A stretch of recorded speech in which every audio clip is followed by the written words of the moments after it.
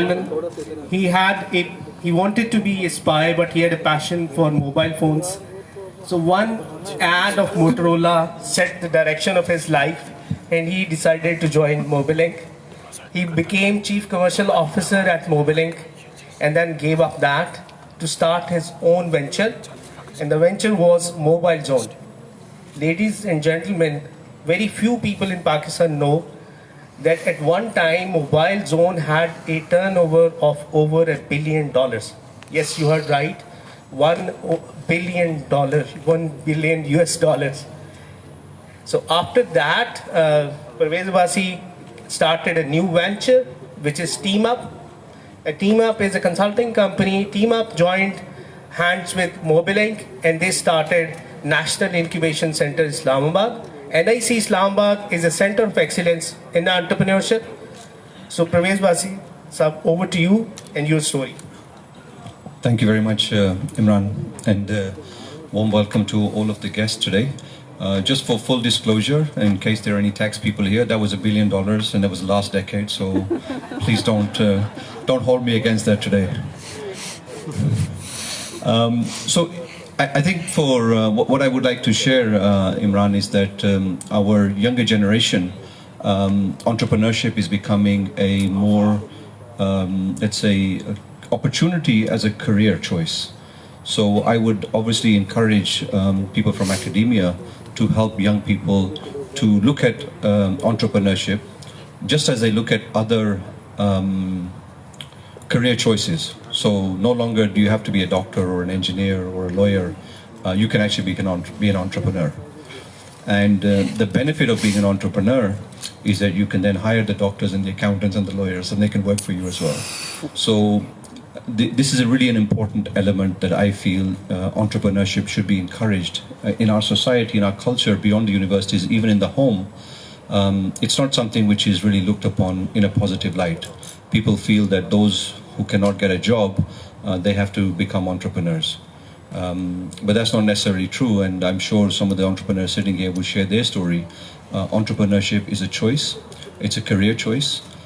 It's as rewarding, as satisfying as being a doctor or a lawyer or an accountant. And of course, a lot of the hard work is associated to it. It can also be financially very, very beneficial.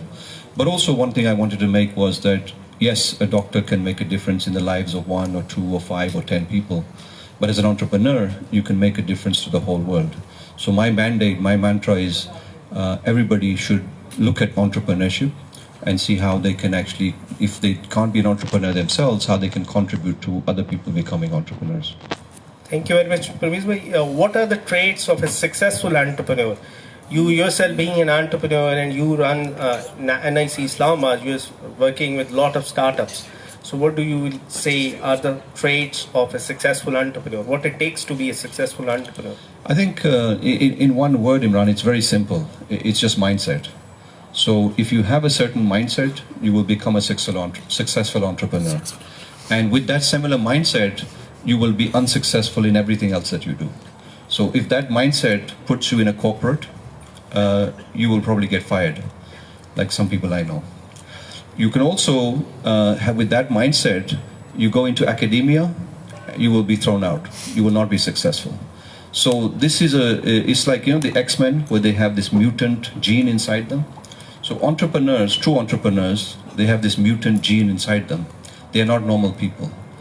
And therefore, most of society cannot understand them. So if we take the example of internationally well-known entrepreneurs, as we have some foreign guests here, for example, Bill Gates, Elon Musk, Jack Ma, etc. If you look at their history and how they started, it was actually because they had a certain mindset that would not fit in with the traditional education, university, or even corporate environment.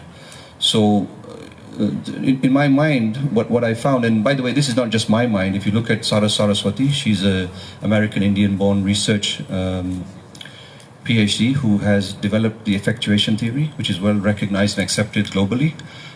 She says that there are only 3 things that you need in this world to be an entrepreneur. And all of the 3 traits that I share with you, these have been studied over the last 25, 30 years of hundreds of successful entrepreneurs. And she says it's what you know, who you know, and what you have.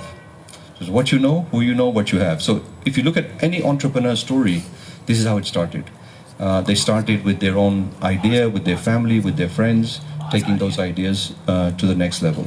The second thing I would like to say, and I say this very scared because I haven't had dinner yet and I think I might get thrown out without dinner, is lack of education.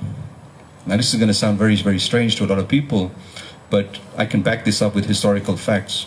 So in 2014, I was doing some research on the diaspora Pakistani community within the United Kingdom. We have 1.5 million people living in the UK.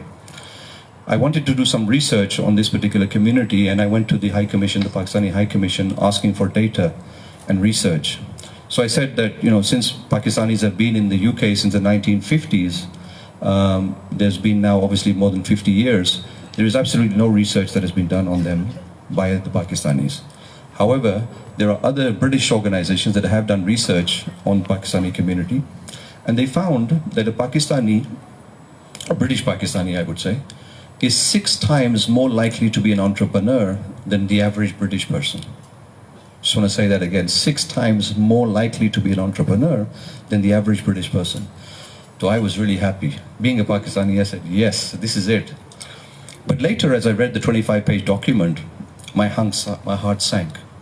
The reason why they were entrepreneurs is because they couldn't get a job. And the reason why they couldn't get a job is because of their lack of education. So I correlate this, that in a certain environment, 2 things are very important to act as a catalyst. One is the lack of education, because education ultimately instills a certain mindset. And that mindset is 1 + 1 is 2. 1 + 1 is 2. That's all we're taught. But entrepreneurs, they learn that 1 and 1 + 1 can be 11 as well. There can be many other things beyond 2.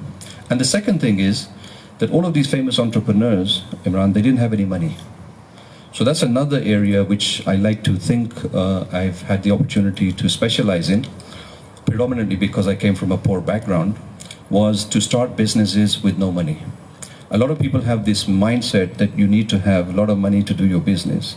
But I can tell you, and we have of course some distinguished entrepreneurs here, they will share their stories, I'm sure, where you can actually start a business with no money, very little money, and I've done that. You mentioned the company that I helped to form. We had $1 billion turnover, started from scratch. And the second thing is you start those companies, you build them with a team. Building a team is very, very critical. So I would like to just say that it's in the mind. The mindset has to be developed.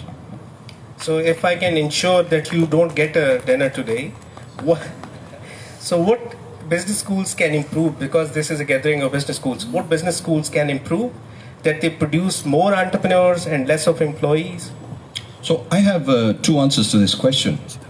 One of them is politically correct. The other is the truth. So I would like to ask the audience, which one would you like to hear? Truth. Truth. You have to shout. I'm sorry, I'm a bit deaf. Truth. The truth of the matter is that we have to ask ourselves, as I do every single day, am I the obstacle to the growth of my organization? And we ask ourselves this question honestly. Is my organization suffering because of me?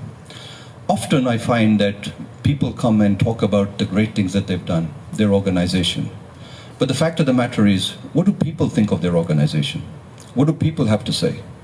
So when you hear, for example, Mark Zuckerberg, he doesn't stand on the stage and say that Facebook is a great company and Facebook does this and Facebook does that and Facebook makes this many billions of dollars. We all know that. We have to talk about other things. So in my opinion, we have to ask ourselves this question, that we've been doing what we've been doing for the last 1 year, last 5 years, last 10 years, last 30 years. Are we satisfied with the results? And if the answer is yes, great, let's have dinner, let's go home. And if the answer is no, then let's ask ourselves, what are we going to do to change that? Because expecting different results by doing the same thing, as somebody once said, is very stupid. That's my humble advice and suggestion. And I'm very fortunate to be sitting on the stage with this gentleman who has a restaurant, a very nice restaurant, by the way, Chai Khana. So I hope that I don't have to order takeaway from Chai Khana today, at least. A big round of applause for Praveen Vasudha. Hopefully you'll get a dinner. So let's move on to Sania. I would like to introduce, and it's my honor to introduce Sania. Sania is a rocket scientist. She was part of Formula One team, and from that, she switched on and started her own startup, which is Mocha Online, which is a platform for domestic help. And recently, just like 2-3 days before, she presented her startup to the Prime Minister.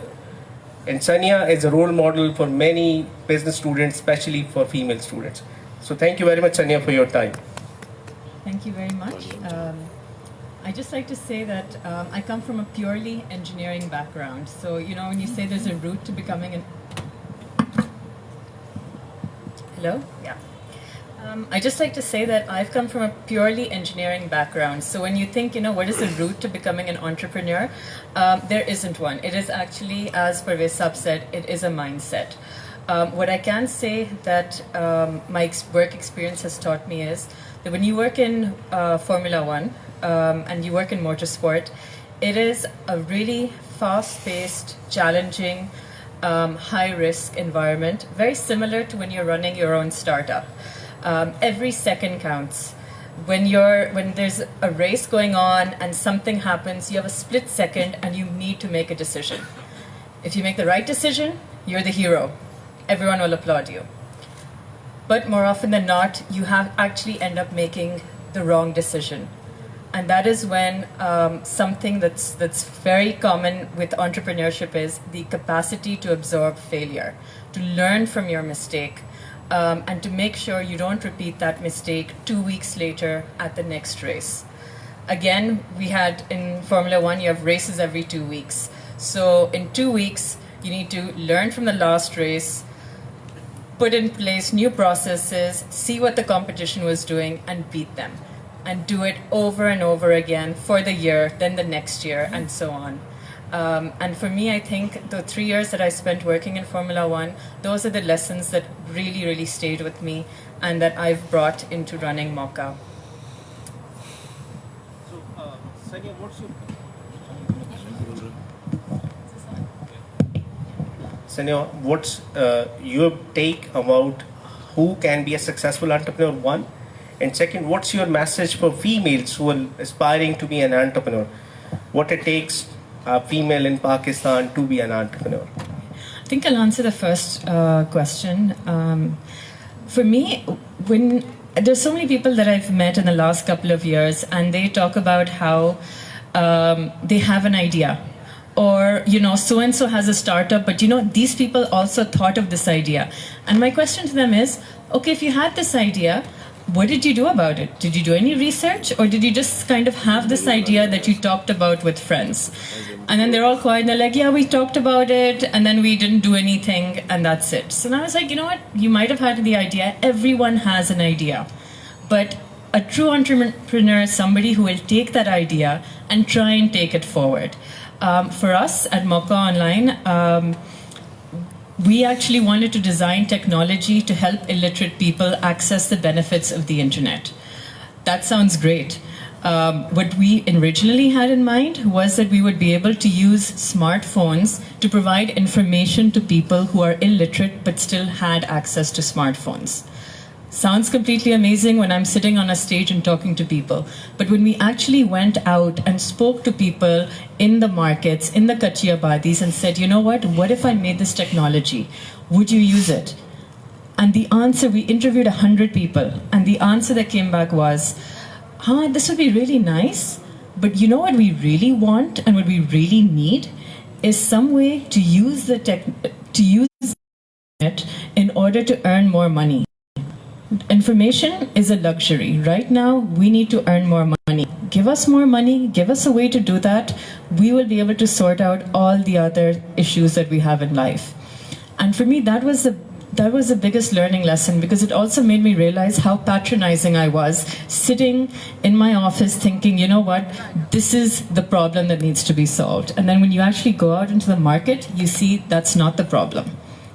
And it's also having the courage to say, okay, if this is what people want, am I ready to forego my dream of what I thought was important and to listen to what people and the real users are saying and design something for them? And I think that's very important. You need to be humble. You need to realize that you can build a perfect app, but if nobody's going to use it, you know what? It was a complete waste of your time and resources. And second, your message for aspiring female entrepreneurs.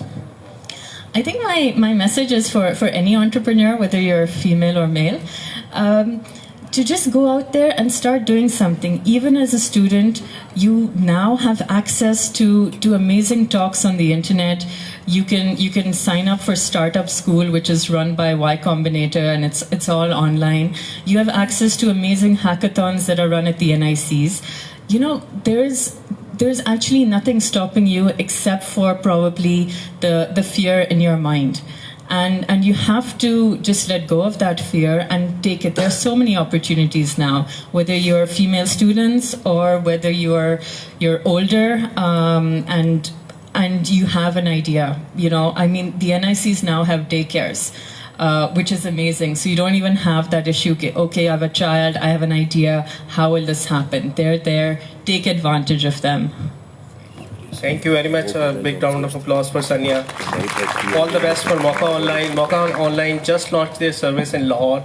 If you need any domestic help, maid, plumber, things like that, order from Mauka Online. Thank you. And our next guest is Mr. Abdul Shakur. He's from corporate sector.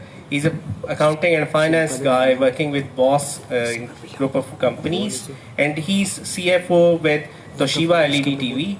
So we'd like to know the corporate side, the corporate interaction with business schools to help entrepreneurs to build a startup ecosystem in Pakistan. So Shakur sir, your take on that. Thank you very much. I'm thankful to Air University Management and Imran Jatala sir for this opportunity as well. I believe this is a very important topic. We often talk about industry-academia gap as well. So I believe the industry can contribute a lot in entrepreneurship and in NICs as well, just like NICs. So I believe there should be an industry exposure that the industry can provide for promotion of the entrepreneurship. जब हम बात करते हैं, अक्सर academia कहता है कि हम इंटर्नशिप जो है वो करवा रहे होते हैं अपने स्टूडेंट्स को, लेकिन अनफॉर्चुनेटली जब इंडस्ट्री के अंदर स्टूडेंट इंटर्नशिप के ऊपर जाता है तो वो कुछ शायद फाइलिंग कर रहा होता है या वो कहीं पे रैक्स के अंदर फाइलिंग सेट कर रहा होता है. सो आई बिलीव कि मैं ये समझता हूँ कि जो इंडस्ट्री है उसको जो इंटर्नशिप के लोग होते हैं, जो स्टूडेंट्स आते हैं यूनिवर्सिटी से, उनको एक अपॉर्चुनिटी प्रोवाइड करनी चाहिए कि वो सिर्फ फाइलिंग ही ना कर रहे हों, बल्कि वो जिस भी डिपार्टमेंट के अंदर हैं, जिस भी वो फील्ड के अंदर हैं, whether it is accounts, finance, tax और ऑडिट, उसके अंदर उनको जो भी वो मैक्सिमम प्रोवाइड कर सकते हैं वो स्किल्स प्रोवाइड करनी चाहिए, ताकि उनके अंदर एक जो एंटरप्रेन्योरशिप के अंदर जो स्किल्स होनी चाहिए वो उस लेवल के अंदर, जो कि इंडस्ट्री एक अपॉर्चुनिटी तो प्रोवाइड कर रही है स्टूडेंट्स को कि आप इंडस्ट्री के अंदर जाएं, लेकिन वहाँ पे जाके उनको वो स्किल सेट नहीं मिलता. मेरा ख्याल है कि इंडस्ट्री को वो प्रोवाइड करना चाहिए. अगर वो प्रोवाइड करेगी तो मेरा ख्याल है कि एंटरप्रेन्योरशिप जो है वो प्रमोट होगी. The other thing is as NIC is doing very good job for mentoring and supervising the incubators, and I think so the industry should also provide mentoring and supervision to incubators, to startups, and to the guys who are interested to start their own startups. मेरा ये ख्याल है कि जो teachers हैं, they are very good in theory, but as well as the practical scenarios is concerned, जो industry के लोग हैं वो उसको बहुत बेहतर तरीके से सुपरवाइज और गाइड कर सकते हैं. सो आई बिलीव जो इंडस्ट्री है उसको इंक्यूबेटर्स और जो बाकी जो लोग होते हैं जो एंटरप्रेन्योरशिप की तरफ जाना चाहते हैं, उनको मेंटोरिंग और सुपरविजन भी प्रोवाइड करनी चाहिए. और दूसरा, बहुत से बिजनेस स्कूल्स ऐसे हैं जिन्होंने अभी स्टार्ट किया है जो इंडस्ट्रीज के टूवर्स हैं, We also hosted a delegation from Air University School of Business and Management.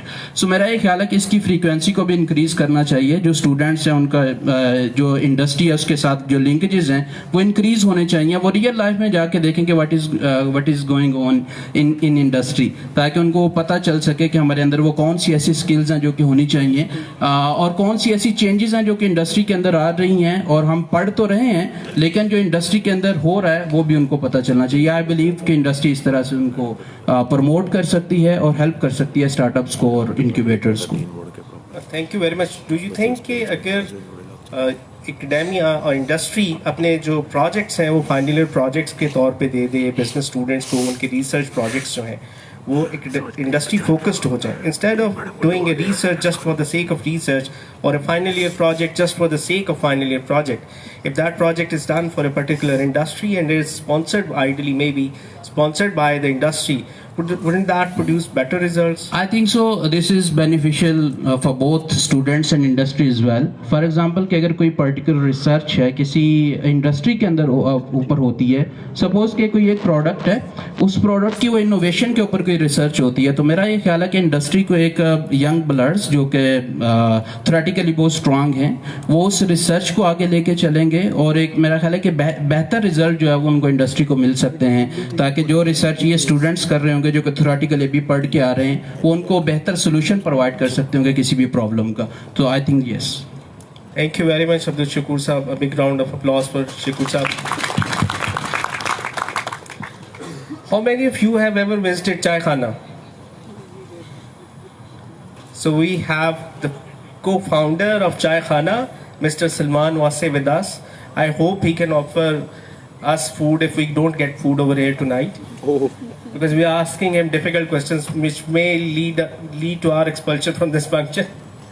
So, Mr. Salman Wase is a telecom veteran. He did his MBA from LAMS, then spent 25 years in telecom sector in Zong and Ufone, and finally he too gave up his corporate path for the love of food and entrepreneurship, and he co-founded Chai Khana in 2011.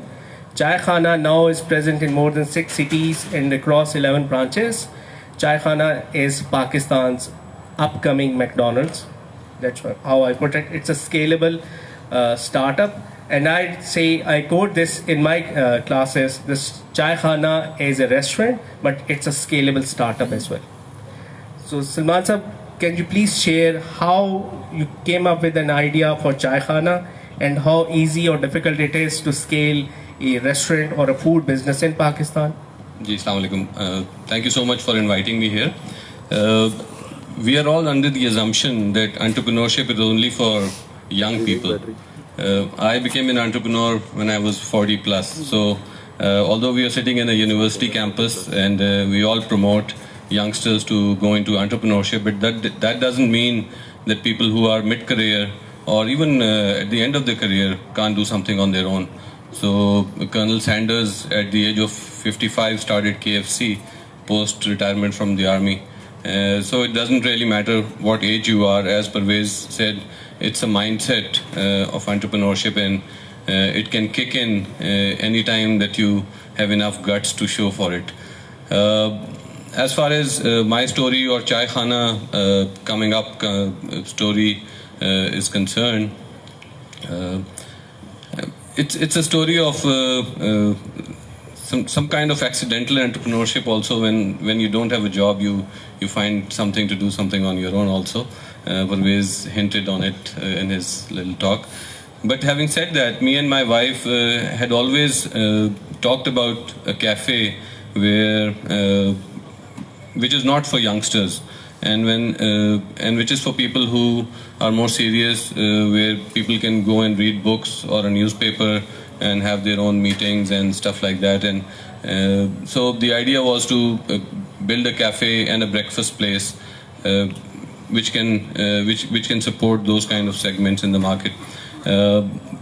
Breakfast was a no-go in Islamabad, and back in 2011 no restaurant offered breakfast in Islamabad, not a single one, except for Marriott, which was not technically a restaurant.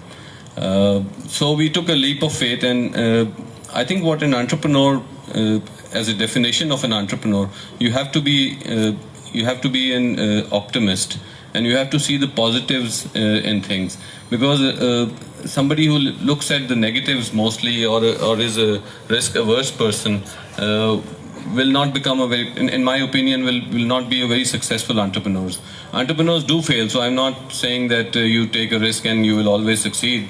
But a true entrepreneur is somebody who has faith in himself and faith in the ideas, and see the positives. So we thought that we had a great idea in Chai Khana. We started in 2011. We thought that there was a big gap in the market where we are a tea drinking nation and there's no place for having a good cup of tea. So the name Chai Khana, and our tagline was, in English it was, coffee is not a cup of tea, and in Urdu it was, mere liye chai hi kafi hai. So that's how it began, and it's a success story. I can't take all the success. I would actually, all the success goes to my wife. I just hold the mic here and speak in front of you, and she is the real force behind Chai Khana in terms of operations management and running the whole show. And it's not an easy job. Entrepreneurship is very, very tough, and so as Parvez said and Sania said that you have to think about it, what you're doing. Don't jump into it. There is no rush to become an entrepreneur. There is nothing like learning on someone else's money, make mistakes on someone else's money, build up your capacity, and then jump into it. But then there is no fixed formula. So people will do it straight off the school. Actually, Parvez also hinted, and I'm not a strong believer in schools teaching entrepreneurship. And sorry for that, because you guys do that, but I feel that when you teach in an MBA, you teach marketing, sales, finance, everything that you study in the MBA degree, and you pretty much study the same thing in an entrepreneurship course also. I believe that the MBA degree technically or theoretically produces great employees, and the degree was invented by the industrialists around the world who wanted people to work for them who were competent. Nothing wrong with that, and I think the world needs people to run big companies, and there would be no world without large corporations. But on the other hand, entrepreneurship mindset is a mindset which is rebellious. You can't teach somebody to breathe. It comes to you. And so I feel that if business schools want to get into promoting entrepreneurship, it has to be a very out-of-the-box way of going about it. And I think business schools should basically be promoting creative thinking, should be promoting how to brainstorm an idea, because entrepreneurship is all about the idea, and then about execution also. But for execution, you will always have people. But it's the idea, it's to look at the market, analyze the market, see the gaps, and most importantly, it's about the passion that you see in you filling that gap. And if there is no passion, entrepreneurship is not about making money. So I honestly despise all those organizations or entrepreneurs which start with an exit plan. I am somebody who will never look for an exit plan. I build a company with no exit plan because I love that company. I am in passion with that company, and I don't want to part away. So that if it happens someday, if I have sold companies, but I never started those companies with a passion or with a plan to sell it, because I think that's not what an entrepreneur is all about. Because the entrepreneur believes in that opportunity, and for the schools, I think what you need to teach your students is to how to look at the opportunity, how to find out where the opportunities exist. The rest will follow. I think the 90% of the trick is to find the opportunity. So that's what it is. That's what my thoughts are. So we are I don't know heading, if I'll get dinner or not, but so we need to head to Chai Khana, I guess, because. So Air University has started a very interesting experiment, which I am part of that. They've invited industrial experts to the entrepreneurship class, where they were giving the half of the course load to the faculty and half of the course load to experts like Parvez Abbasi and other experts. So they want to bring an industrial flavor to the entrepreneurship course. What's your take on that? Yeah, before that, it took me 25 years to unlearn what I learned at LUMS and to get into entrepreneurship, you know. So, but I think that's a right direction. There are no two ways that a true inspiring entrepreneur, what he can do to the students, he or she can do to the students, I think no course can do. And when there is this interaction between the academia and the industry and entrepreneurs who are really truly inspiring, somebody like Sanya, Parvez Saab, and there's so many people around in Pakistan, I think, who are doing wonderful jobs in terms of ideas. I think that's the best thing that a school can do in terms of creating more entrepreneurs. So we'll be inviting you to the class very soon, inshallah. I don't know what I will do to the class, but I'm more than happy. Yeah. So it's an honor to share stage with you guys. A big round of applause for our panelists. Thank you very much, Parvez Abbasi Saab. Thank you very Thank much, you so much. Sanya, Abdul Shakur Saab. Thank you very much.